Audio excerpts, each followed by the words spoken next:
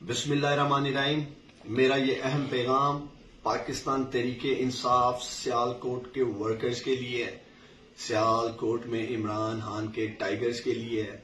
इंतहाई अहम जराए से मुझे पता चला है, आज रात जलसा गाह 12 पत्थर ग्राउंड सियालकोट में डिस्ट्रिक्ट सियालकोट की एडमिनिस्ट्रेशन रियासती मशीनरी का इस्तेमाल करने जा रही है, पुलिस गर्दी करने जा रही है। हमारे जलसा गाह के इंतजामात को दरम बरम करने का मंसूबा बनाया गया है।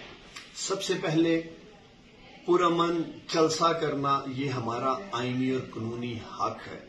गुज़श्ता 8 से 10 रोज पहले हमने डिप्टी कमिश्नर इमरान कुरैशी को एप्लीकेशन दी थी। अगर इस जगह हमने जलसा करने की इजाजत नहीं दी जानी थी तो आप हमें पहले कह सकते थे। आपने एक रोज कबल एक मंसूबाबंदी के साथ, एक मुनज़्ज़म प्लानिंग के साथ हमारी एप्लीकेशन को रद्द किया।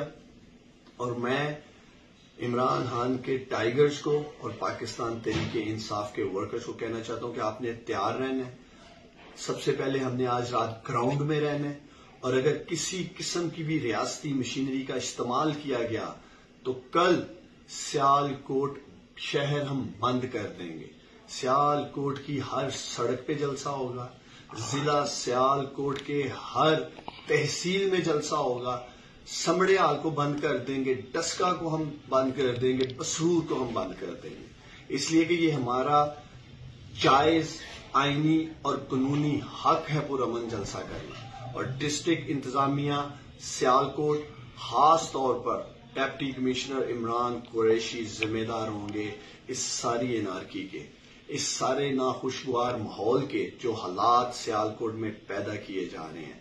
तो आप सब ने तैयार रहना है। आज रात बहुत अहम है, हमने इनका पूरा भरपूर मिलकर मुकाबला करना है। पाकिस्तान जिंदाबाद।